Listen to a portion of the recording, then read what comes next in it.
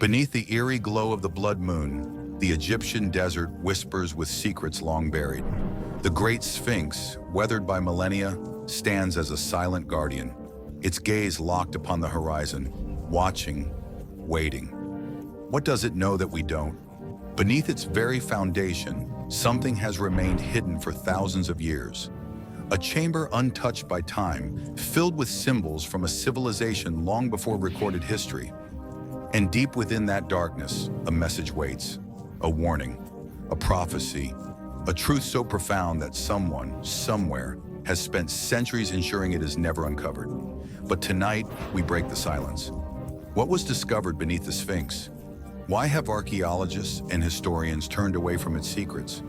And could this long-lost message be connected to the return of something vast and ancient? What you're about to hear may change the way you see history forever. But I need you to do something first. If you believe that history has been rewritten, if you believe that knowledge is being hidden from us, then hit the subscribe button right now.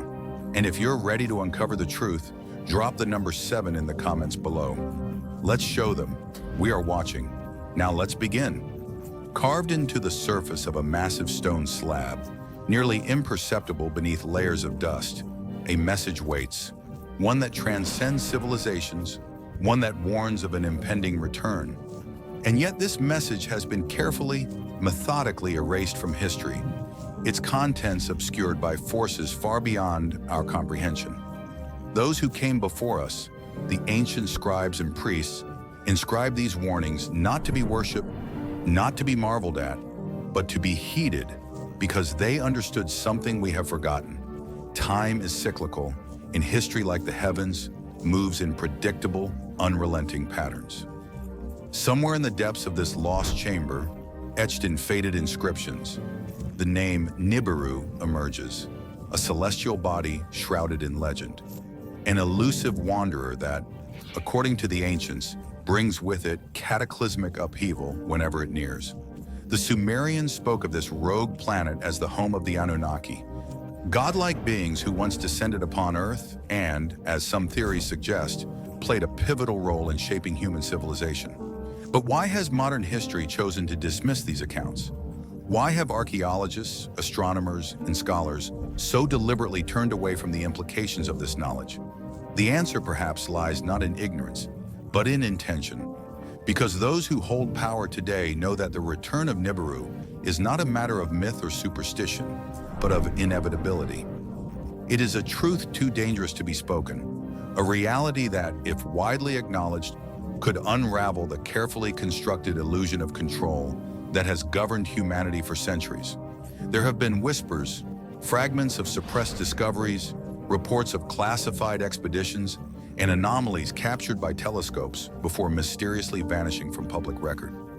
Even as modern astronomy dismisses the existence of an additional planetary body within our solar system, declassified documents and first-hand testimonies from whistleblowers suggest otherwise. What was discovered beneath the Sphinx, and why has it never been disclosed? Was the chamber beneath its foundations merely a tomb, or was it something more? A vault designed to preserve knowledge, to forewarn future generations of the celestial cycle that brings destruction in its wake? If Nibiru is real, if it is drawing closer, then we stand on the precipice of a revelation that will shake the very foundation of our civilization. And yet those in power have ensured that the masses remain blind, that ancient prophecies are dismissed as allegory, and that the truth, no matter how profound, is buried beneath layers of misinformation, ridicule, and secrecy. But the sands are shifting, the stars do not forget, and as the blood moon rises once more, a message long hidden begins to resurface, waiting for those who are willing to listen. If you are watching this, prepare yourself. What you are about to hear may change everything. In the year 2025, under the relentless sun of the Egyptian desert, a clandestine archaeological expedition led by Jonathan Carter ventured deep into the sands of Giza. Their sights set not on treasure, nor on the well-documented relics of Egyptian history, but on something infinitely more elusive, a legend that had persisted for centuries, a secret chamber said to be hidden beneath the Sphinx. Whispers of its existence had echoed through time, passed down in the cryptic writings of Greek historians, referenced in the forgotten journals of 19th century explorers. Yet every official excavation had either failed to locate it or had been mysteriously halted before reaching its goal. Jonathan, however, was different. He was not just an archaeologist. He was a seeker of forbidden knowledge, a man obsessed with unraveling the mysteries that conventional history had deemed too dangerous to explore. His research suggested that beneath the Sphinx, locked away under layers of stone and secrecy, was a cache of knowledge predating even the Egyptians themselves, a library of lost wisdom left behind by a civilization far older than recorded history.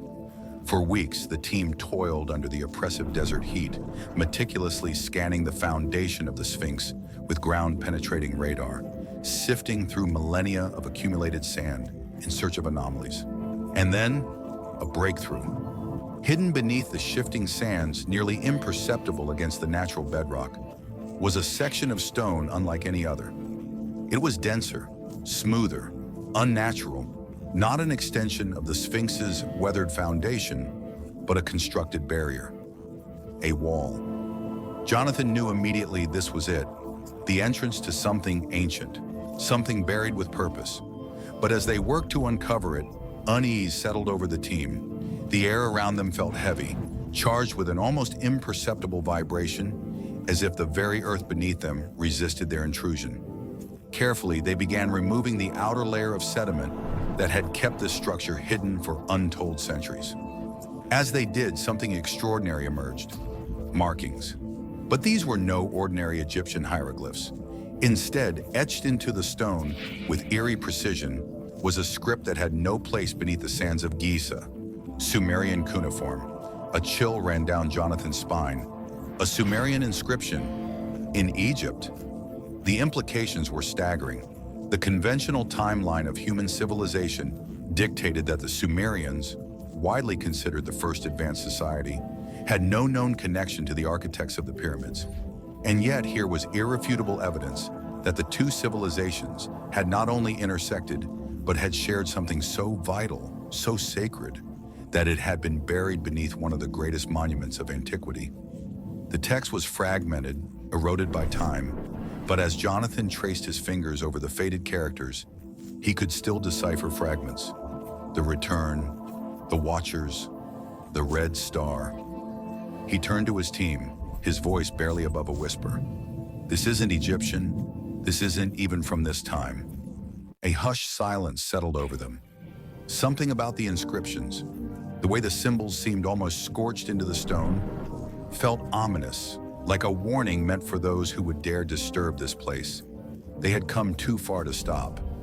Using advanced thermal imaging, the team confirmed what they had suspected. Beyond the stone barrier was an empty void, a chamber sealed away from the outside world. Jonathan's heart pounded as he gave the order to proceed. With careful precision, they drilled a small opening into the stone, just wide enough to insert a camera probe. As the lens adjusted to the darkness, the screen flickered to life, revealing a cavernous room, untouched by time. Dust hung suspended in the air, undisturbed by any movement, as if the chamber itself had been frozen in a perpetual moment of silence. And then, something caught Jonathan's eye, a shape unnatural against the stone. It was a structure within the room. A massive, monolithic slab of stone stood at the chamber's center, its surface polished to a mirror-like finish, despite the passage of time. But what sent a ripple of unease through the team was not the stone itself. It was what was inscribed upon it. From the dim glow of the camera's light, they could see it. A planetary body carved in haunting detail, orbiting a path that cut directly through what appeared to be our solar system. And beneath it, a symbol unmistakably Sumerian, the emblem of the Anunnaki. Jonathan exhaled sharply, his mind racing. He had read the accounts, the translations of ancient tablets that spoke of a mysterious celestial body known as Nibiru, a rogue planet whose elliptical orbit brought it perilously close to Earth every several thousand years, unleashing catastrophic upheavals. The Sumerians had called it the planet of the crossing, believing it to be the home of the Anunnaki, gods, or perhaps something else entirely, who had once walked among men. Could this be what the chamber was warning about? But there was something else. A section of the monolithic slab where inscriptions had been violently removed. The markings were not worn by time, but intentionally defaced, as if someone, long after the chamber had been sealed, had come back to erase part of the message. What had been removed? And more importantly, who had removed it? The weight of the discovery pressed upon Jonathan like an impending storm. This was never meant to be found. He had spent his entire career seeking hidden truths, but now, standing at the precipice of something far greater than he had ever imagined, he felt an unfamiliar sensation creeping over him. Fear. And then, the temperature dropped. It was subtle at first, a whisper of cold slithering through the chamber's entrance, curling around them like unseen fingers. The lights flickered, the radio static hissed, and then just for an instant, a sound. Faint, almost imperceptible, like a breath exhaled from deep within the chamber. Jonathan's pulse quickened. "Did you hear that?" One of the team members whispered, his voice tight with unease. Before anyone could respond, the ground beneath them shuddered. It was not an earthquake, not a natural shift in the sediment. It was something else. Something deep, something alive, something waking. Jonathan took a step back, his instincts screaming at him. They had uncovered something that had been hidden for a reason, and now it was no longer content to remain forgotten. His mind raced back to the inscriptions, the warnings, the erasures, the silence that had guarded this place for untold millennia. They were not the first to find this chamber, but they might be the last. The chamber's silence was deafening, its oppressive weight pressing against Jonathan's chest as he took his first tentative step inside. His flashlight beams sliced through the dust-heavy air, revealing what lay at the heart of this buried sanctuary. A monolithic slab of stone, towering and unmoved by the passage of time. It was an ancient stele, covered in inscriptions that had survived the millennia, its surface layered with grime and cobwebs, but still intact enough to tell a story that had been erased from human history. The inscriptions were unlike anything Jonathan had ever encountered before. A fusion of Sumerian cuneiform and Egyptian hieroglyphs, an unthinkable combination, as if two civilizations separated by vast distances and time had once shared a common, forbidden knowledge. His breath caught as he realized what he was looking at. A warning, recorded by hands long turned to dust, meant for those who would dare uncover the truth. He reached out, brushing his fingers over the inscriptions, feeling the weight of history beneath his touch. Some of the markings were worn, softened by the erosion of time, but others had been violently, deliberately erased. Someone, long after this chamber had been sealed, had returned and made sure that a critical portion of this message would never be read again. But why? And who had done it? As Jonathan's flashlight swept across the slab, the first images emerged from the darkness. Etched deeply into the stone were depictions of a celestial body, a massive planet with an elongated orbit cutting through our solar system. He recognized it immediately, Nibiru. The very name had been dismissed by mainstream historians as a myth, a fabrication of fringe theorists. But here it was, embedded in stone by the hands of an ancient civilization, preserved in secrecy beneath one of the most iconic monuments of human history. This was not coincidence. This was not myth. This was real. The Sumerians had written about it in the Enuma Elish, describing it as the planet of the crossing, a rogue celestial body whose approach signaled epochal change, destruction, and renewal. And yet, its existence had been systematically erased from historical records, ridiculed, silenced. But why? Because those who knew, those who controlled knowledge, understood what would happen when it returned. Jonathan's eyes moved lower, following the engravings that told a tale not just of cosmic mechanics, but of apocalypse. Surrounding the celestial body were scenes of devastation, great floods consuming cities, mountains crumbling into the sea, fire raining from the heavens. He could see figures in agony, arms raised toward the sky, as if pleading for mercy from an unseen force. This was no mere astronomical record. This was a prophecy, a cycle of destruction that had played out before and that would inevitably play out again. The biblical flood, the collapse of Atlantis, the the fall of great empires. Had they all been consequences of this unseen planetary intruder? And if so, why had no one warned humanity about its next return? Then he saw them. At the base of the stele, depicted with a level of detail that made Jonathan's skin crawl, stood the figures of the Anunnaki. Tall, imposing, their elongated forms towered over the human figures that knelt before them. Their helmets, cylindrical and smooth, bore an uncanny resemblance to modern astronaut gear. Their eyes, carved with unsettling precision, stared blankly ahead, neither cruel nor benevolent, simply watching. The Watchers. This was the name given to them in the ancient texts, a race of beings who had descended from the heavens in a time long before written history, who had walked among mankind, who had shaped civilization itself. And then, just as suddenly as they had arrived, they had left. But the carvings suggested something chilling. They had not left permanently. They had merely been waiting. Waiting for what? Jonathan's flashlight flickered for a moment as he continued reading, his fingers tracing the words that had survived the erasure. One sentence stood out, its meaning unmistakable, its warning undeniable. When the moon bleeds red, the old guardians shall return. Those who hear this warning seek refuge before the gate opens once more. The blood drained from his face. A blood moon. The Sumerians had tied Nibiru's return to celestial omens, and one of the greatest warnings had always been the arrival of a blood-red moon. Ancient texts spoke of it as a harbinger, a signal that the hidden planet was drawing near, pulling at the very fabric of Earth's stability. Hadn't he seen reports just days before? Astronomers had predicted an upcoming lunar eclipse, one that would turn the moon an eerie, foreboding shade of crimson. Was this it? Was this what the stele had warned about? Were they running out of time? Then his eyes fell upon the gouged-out section of the stone, the missing inscription, the carefully erased portion of the message. Someone had removed it with purpose. Who? Jonathan's mind raced. Had the Egyptians discovered this chamber long after the Sumerians? Had they attempted to warn future generations, only for later rulers to suppress the truth? Or worse, had someone found this place in modern times and ensured that the most vital piece of the puzzle would remain forever unknown? He turned to one of his colleagues, his voice hushed but urgent. "I need a translation of what's left, every word." But as he spoke, something changed. The air inside the chamber grew heavier, thicker, as if the walls themselves were exhaling. A low vibration hummed through the stone beneath their feet, a deep, resonant frequency that Jonathan felt in his bones rather than heard.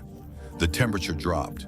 The flashlight beams flickered again, casting erratic shadows across the chamber walls, and then a sound. Not mechanical, not natural. A breath. Jonathan's entire body tensed. Someone or something was here. One of his team members stepped back suddenly, his foot knocking loose a piece of rubble. It clattered against the floor, the sound unnaturally loud in the charged silence. Jonathan swallowed, his heart pounding. Something was waking up. Had their presence triggered something? Had reading the inscriptions activated whatever lay dormant in this place? Jonathan turned back toward the stele, his instincts screaming at him to leave, to seal this chamber once more and never return. But he knew it was too late. They had disturbed something that had been buried for a reason, and now it was no longer content to remain forgotten. Jonathan barely had time to process what he had uncovered before the forces that had worked so meticulously to bury this knowledge began to move against him. The moment he attempted to report his findings, things started going wrong. Too many things, too quickly to be a coincidence. At first it was subtle. The team's communication systems began malfunctioning, their radios emitting nothing but static, their satellite connections failing inexplicably. Then the real erasure began. When Jonathan accessed the digital scans of the monolithic stele, his computer screen flickered for a moment, then went black. The files, once safely stored on encrypted hard drives, were gone. Not corrupted, not misplaced, erased, systematically and without a trace. He turned to his colleagues, demanding answers, but they too had lost their copies. The 3D renderings, the translated texts, Every piece of evidence that confirmed what they had seen had vanished. And then came the visitors. The excavation site had been relatively isolated, carefully kept away from prying eyes. But that night, unmarked black SUVs pulled up just beyond the perimeter. Men in dark suits emerged. No insignia, no identification, no official documentation, but their presence alone was enough to halt the entire operation. Without introducing themselves, they gave a single order: shut it down. Now, there was no room for negotiation. When Jonathan tried to demand an explanation, he was met with nothing but cold, expressionless stares. These were not government officials, at least not any known branch. Their movements were precise, controlled, and final. Who had sent them? Who had given them the authority to intervene? Jonathan had spent decades on the fringes of academia, challenging mainstream narratives, but even he had never imagined that his pursuit of truth would bring him face to face with the invisible hands that controlled history itself. That night he received the email. It came from an anonymous sender, a message containing only a few short words. "Leave Egypt immediately. You have no idea who you are dealing with." Jonathan's blood ran cold. It was not a warning. It was a threat. Someone had been monitoring him, watching his every move. But how? The chamber had been sealed for thousands of years. No one should have known about it, unless they already did. His mind raced through the possibilities. Had others found the chamber before him? Had they seen the inscriptions, understood their meaning, and ensured that no one else ever would? More disturbingly, if they had erased the records, what had they been trying to hide? Jonathan refused to leave. This discovery was too important. The world had a right to know what lay beneath the Sphinx. And so, despite the warnings, he attempted to share his findings with trusted colleagues. But every attempt, every email, every encrypted file transfer, every secure connection failed. The messages never reached their recipients. His personal hard drives, once containing weeks of research, now displayed nothing but empty directories. His entire digital presence had been wiped. This was not paranoia. This was control. The implications clawed at his mind. This was not just about archaeology. This was about power. Power over knowledge, over history itself. Someone, somewhere, had decided long ago that the truth about Nibiru, the Anunnaki, and the cycle of destruction inscribed on that stone was too dangerous to be known. They had erased it from history once, and now they were doing it again. The weight of realization settled in Jonathan's chest like a stone. If they had gone this far to suppress the truth, what else had they buried? He was standing on the edge of something far greater than he had ever imagined. And now, they were coming for him. As Jonathan wrestled with the unsettling realization that his discovery had been systematically erased and that unknown forces were watching his every move, another ominous sign began to manifest. Not beneath the sands of Egypt, but high above, in the cosmic vastness beyond Earth's atmosphere. A blood moon was coming. Across the world, astronomers and sky watchers braced for the celestial event, an awe-inspiring phenomenon where the moon, passing through Earth's shadow, would take on a deep, eerie red hue. To the modern observer, it was simply an eclipse, an optical trick of light bending through the planet's atmosphere. But to the ancients, it was something far more significant. It was an omen, a harbinger of change, chaos, and the return of something long forgotten. For centuries, civilizations had recorded the blood moon as an event intertwined with cosmic shifts and world-altering events. The Sumerians, the Babylonians, the Mayans, they all spoke of it. Among the most chilling of these accounts were those left behind by the ancient Sumerians, who believed that the blood moon marked the moment when Nibiru, the rogue celestial body known as the planet of the crossing, drew closest to Earth. And now, in a coincidence too terrifying to ignore, the blood moon was set to rise on the exact day that Jonathan had uncovered the monolithic stele beneath the Sphinx. It was as if something had been set into motion, but the eerie synchronicities did not end there.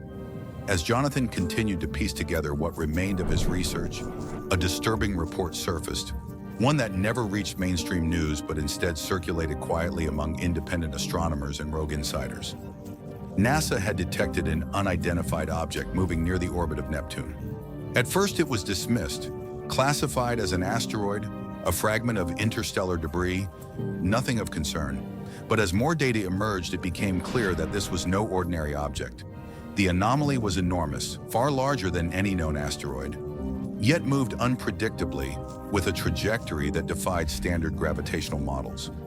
Independent researchers, using privately owned telescopes, began reporting similar findings.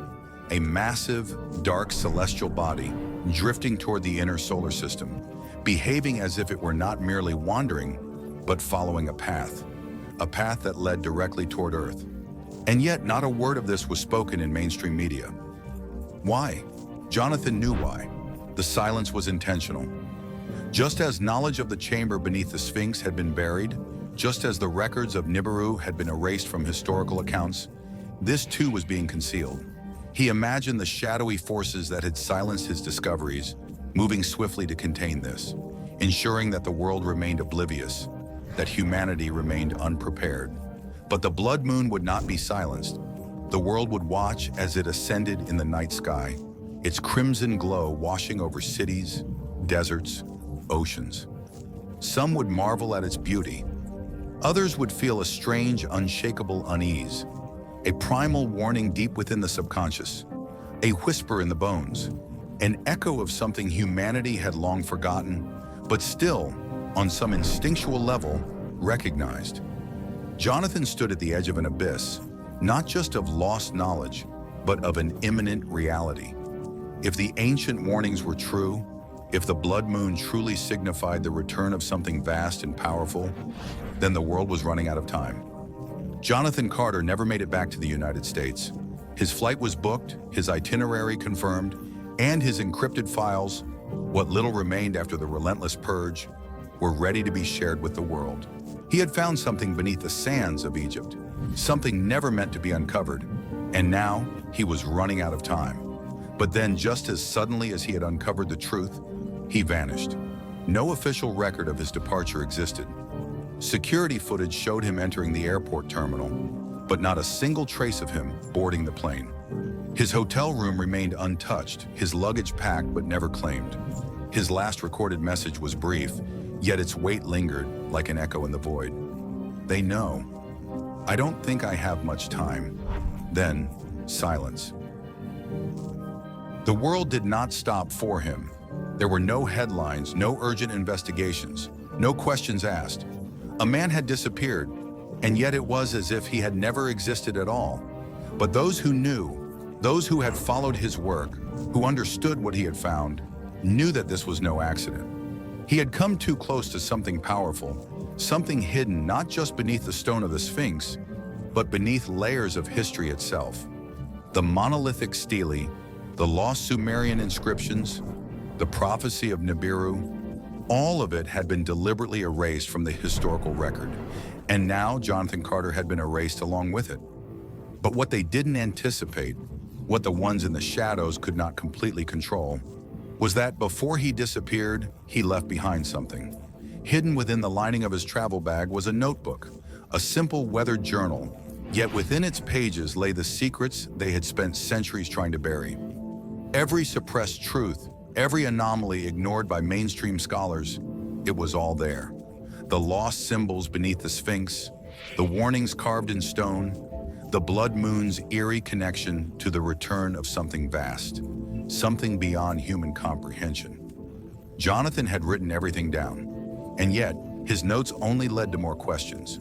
Who had defaced the stele beneath the Sphinx, and what had been erased? What was the celestial object NASA had been tracking, and why was the world being kept in the dark?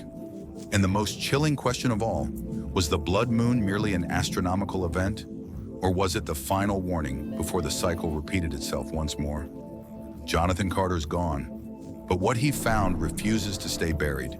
His final notes, his last messages, they are the key to unraveling a mystery older than history itself. But every revelation comes with a price. Someone doesn't want you to know the truth. The question is, why? And more importantly, who? In the next episode, we follow his trail, decipher the warnings he left behind, and expose the forces that control the past, the present, and the future. But time is running out because the blood moon has risen and something is coming. Subscribe now. The truth is no longer lost, but those who have hidden it for centuries are already watching.